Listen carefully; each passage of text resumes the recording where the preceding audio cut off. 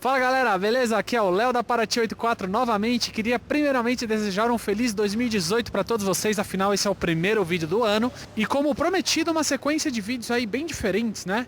Primeiro que eu tô aqui num lugar totalmente fora, é um lugar que eu já quero conhecer há muito tempo. Vocês já ouviram falar no MIAU, o Museu da Imprensa Automotiva? Exatamente, fica aqui na Vila Romana. Para quem não sabe, é um bairro bem próximo a Lapa, na rua Marcelina, número 108. Aqui é um lugar bem legal onde você vai encontrar muito conteúdo, muita matéria interessante, muita revista antiga, muitos vídeos e o melhor de tudo, você vai bater um papo com um grande jornalista da imprensa automotiva, que é o Marcos Roseu. Vamos comigo? Well, it's a 5 o'clock and it's a going well. My baby and me were going almost well. At 6 o'clock and she's starting to shake. She gets the gun nervous when it's getting late. 7 o'clock and I'm right on time. My baby gonna think about drinking the wine. Too much wine. Too much wine. Too much wine. Too much wine. Too much wine. Baby gon' think about drinking the wine. She gets the going crazy with the clocks away. My baby tries to walk her but she can't get straight. 9 o'clock and she's starting to swing. A lot of take me home but there ain't no way. 10 o'clock chimes and she's almost gone. Every time she thinks I got Vamos lá galera, e agora a gente vai conversar aqui com o Marcos Rosen, que é justamente todo o idealizador, o desenvolvedor desse projeto do Miau. Mais uma vez reforçando, né? Miau não é nada de gato, é um museu. Museu da Imprensa Automotiva. Então vamos lá. Marcão, é um prazer conhecer, estar aqui. Obrigado pelo convite. Eu queria entender o seguinte, pelo que eu dei uma pesquisada, o Miau ele começou primeiramente no online, certo? Foi um acerto online, etc. E esse ano, em 2017, você trouxe ele para o físico. Me fala uma coisa, como é que foi toda essa ideia e por que essa decisão de sair exclusivamente do online e ter um lugar agora de visitação e etc? Qual que é a grande diferença para você? Bom, primeiro agradecer sua visita, Léo. Valeu mesmo. Valeu. Eu espero que você goste do museu aí. Então, na verdade o Miau surgiu até de uma necessidade pessoal, que eu também sou jornalista automotivo, eu sempre gostei de fazer matéria sobre o contexto histórico, né? Sempre que tinha lançamento de carro, eu gostava de fazer uma matéria contando às vezes as gerações anteriores, como é que foram e tal. Sempre gostei de fazer matéria de cunho histórico automotivo. Certo. Eu sentia muita falta de material sobre isso. Porque às vezes as próprias montadoras não têm, ou se tem, fica num arquivo morto, às vezes num lugar externo até, tem uma certa dificuldade de acesso desse material. Então, as próprias reportagens acabavam ficando um pouco pobres porque não tinha muito material, né? Às vezes tem alguma coisa na internet, mas nem sempre é muito confiável e tal, né? Então eu comecei a juntar um pouco desse material por conta própria. Eu trabalhava numa editora e não tinha muito espaço para guardar as coisas lá, então as coisas que o pessoal ia se livrar eu ia pegando e tal. Comecei a fazer uma coleção de releases, fotos, esse tipo de coisa. E aí, nessa época nem tinha a ideia de fazer um museu ainda. Mas aí alguns colegas jornalistas souberam que eu estava fazendo esse processo, guardando, começaram a doar um pouco dos acervos dele, que eles também estavam guardando e tal. O pessoal tem dificuldade de espaço, né? Hoje em dia os apartamentos estão cada vez menores, né? Às vezes a pessoa ia mudar de casa, não tinha espaço para guardar as coisas. A esposa briga, né? Porque você tá cheio de casa, tranqueirada de carro, principalmente em casa, a mulherada fica doida, né? Eu adoro isso, pra mim é ótimo. Quanto mais as mulheres brigarem por causa disso, mais feliz eu fico, porque as coisas acabam chegando aqui. E aí chegou um determinado momento que já tinha um volume tão grande de coisas que eu tive essa ideia de montar um museu virtualmente, até para ajudar quem poderia precisar desse material também, outros jornalistas, pessoal que às vezes está restaurando o carro, quer ter uma referência como que era de época e tal. Então vamos lá, só um primeiro ponto assim de pergunta. Então a grande ideia do Miau, pelo que eu percebo, é ajudar a galera, não necessariamente só do cunho de jornalismo e etc. Mas a galera que precisa se aprofundar mais, às vezes procurar um carro, como que era o modelo, como que era realmente feito, quando foi um lançamento, como era, o que tinha, quais eram, digamos assim, os acessórios, seja o que for. A grande ideia é ajudar a galera, que seja jornalista, seja alguém que está recuperando um carro, quer restaurar, talvez para um padrão de originalidade. A ideia é essa, é ajudar a galera e direcionar a galera para o lugar certo, certo? Isso, exatamente. Tem bastante disso. E até, às vezes, satisfazer uma certa curiosidade também, né? Eu sei que, por exemplo, você tem uma Paraty 84, né? De repente, pô, você gostaria de ver uma 4 rodas que teve o lançamento da Paraty, o que a imprensa falava do carro na época, como é que foi o teste e tal, né? Tem muita curiosidade desse tipo de coisa também. E aí, falando em montar exposição e etc, logo quando a gente entra aqui, a gente já dá de cara numa vitrine, putz, completa, cheia de coisa, alguns quadros na parede, o fundo aqui, legal. Você pode falar um pouquinho mais de alguns desses objetos, talvez alguns objetos mais marcantes, talvez que mais influenciaram, talvez, o decorrer da sua carreira, e que com certeza o visitante aqui tem que parar para um minutinho a mais e dar uma olhada? Vamos lá? Vamos mostrar um pouquinho? Vamos lá.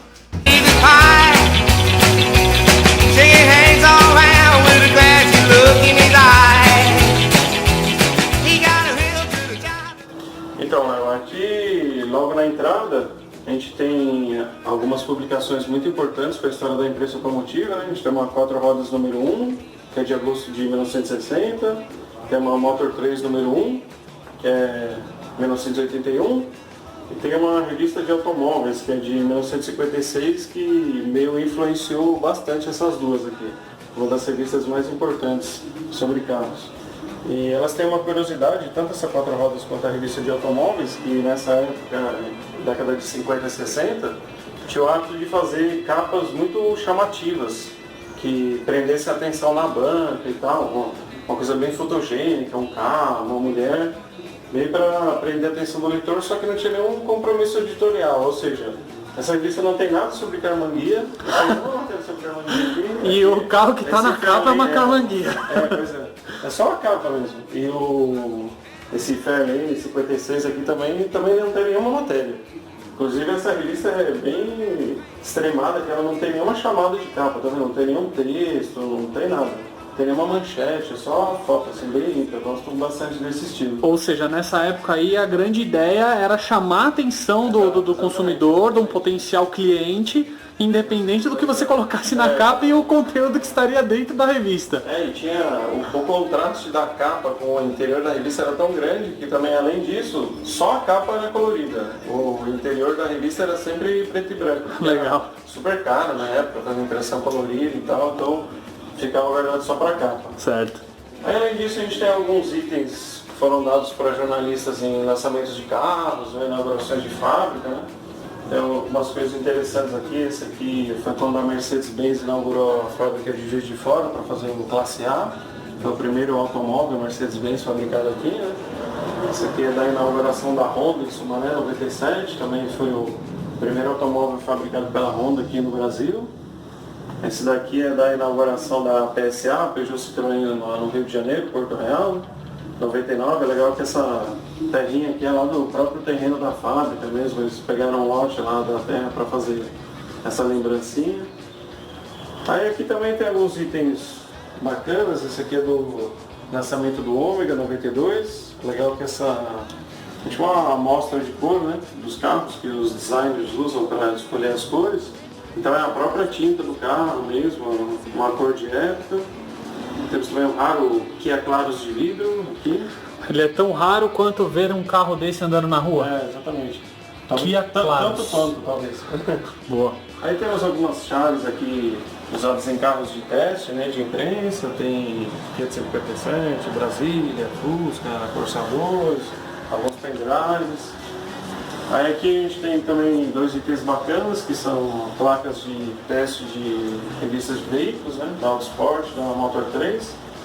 Eu gosto bastante dessa da Autosport também, que ela tem as suas marcas de guerra aí. Eu acho legal que acho que o museu não tem, só que tem coisas novinhas e tal, mas a gente gosta também, claro, para ter uma coisa super bem conservada, mas é legal também mostrar, né, como essas bichinhas batalharam na vida também, né. Então, agora descansando num lugar merecidamente que elas ficam em destaque. Isso aqui é de quando a Volkswagen exportava Passats para o Iraque. Muito legal. Inclusive, quem era o presidente na época?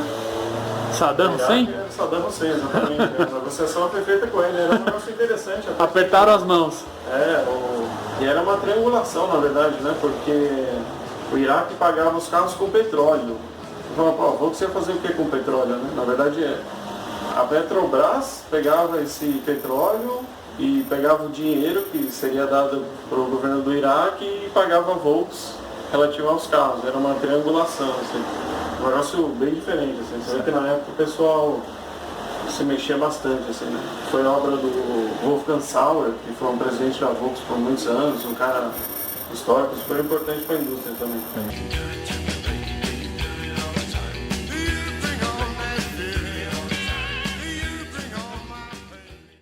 Bom, Marcão, outro ponto que eu acho muito legal, dizem que as paredes dos museus contam histórias, né? Com certeza. Quais histórias são contadas aqui nessas paredes, então? O que a gente tem de diferente? Então, a gente tem essa reprodução da primeira revista de carros que foi feita aqui no Brasil, se chamava Revista de Automóveis. Certo. Ela é de 1911. Legal. Pouca gente sabe que a imprensa automotiva brasileira é tão antiga. Tão antiga, sim. Ela é praticamente concomitante à chegada dos carros aqui. Certo. Os carros começaram a chegar no fim do século, né? E 10 anos depois, que historicamente é um período curto, já tinha uma revista nacional sobre carros. Um outro ponto que eu achei super interessante que a gente estava conversando aqui é que dirigir um carro nessa época era algo extremamente complicado. Sim. E tinha avanço manual, entre algumas outras coisas. Isso. E aí houve então uma sugestão de se fazer um curso para chofer, certo? Exatamente. Geralmente os donos dos carros na época não os dirigiam. Não dirigindo, né? Exato, porque o carro desde aquela época era um negócio super caro, né? Então só as pessoas mais abastadas podiam ter carro, só que o ato de dirigir era muito complicado. Sim.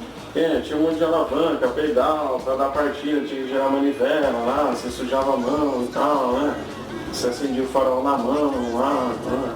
Então era um negócio meio escabroso, assim, não era que nem hoje em dia, não era uma coisa prazerosa. Então, sempre os donos dos carros tinham seus choferes. Inclusive a gente tem um exemplo de chofer aqui. Legal. Esse carro aqui também é interessante, isso aqui é muito um retrato de época, isso aqui é anos 20. Você vê, o dono do carro fica super confortável lá dentro, fechado, e o coitado do chofer fica no tempo, tomando vento, chuva e tal.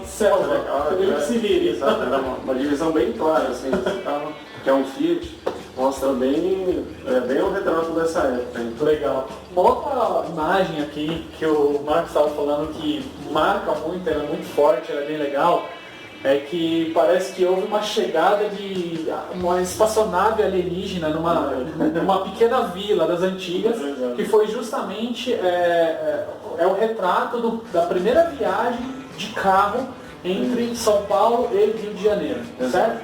Vou mostrar um pouquinho mais aí.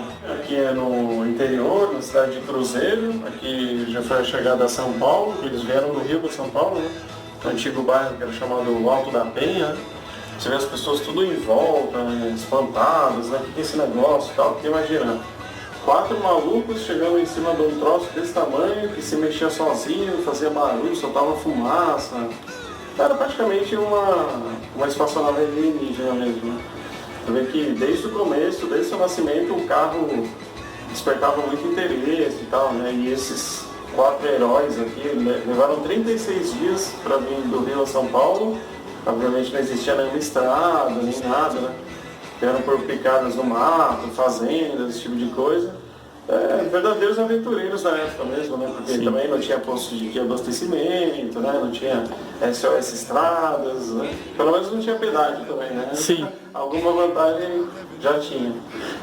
E aí nós temos também a parte ali de trás do museu, que inclusive a gente conta agora com o Opala, né? É uma exposição móvel, certo? Essa primeira parte, essa primeira entrada é uma exposição fixa, isso, é um pouco a exposição mudada, certo? É permanente.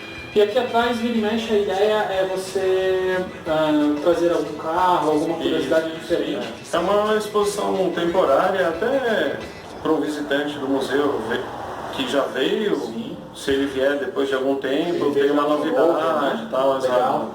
E sempre a exposição é ligada a algum tema histórico importante, um marco, um aniversário, né? E o Opala é um dos carros mais míticos do mercado brasileiro, né? Tem muitos fãs até Sonho de hoje. muita gente, já foi o sonho, ainda é o meu sonho. E tá se tornando o sonho de muita gente ainda, né? E o Opala vai fazer 50 anos do lançamento agora em 2018. A gente já aproveitou o tema, a gente tinha bastante material sobre o Opala. A gente já montou essa exposição abrindo essas comemorações aí, que com certeza vai ter bastante coisa durante 2018, comemorando esse 50º do Opala. Show de bola. Então, vamos lá pra gente conhecer um pouquinho. Vem comigo. Bom, estamos aqui na parte de trás então da exposição. Como foi dito, é a parte móvel, né, onde eventualmente teremos alguns outros carros, etc. De dentro do carro. Olha isso, porta de geladeira. Olha que gostoso.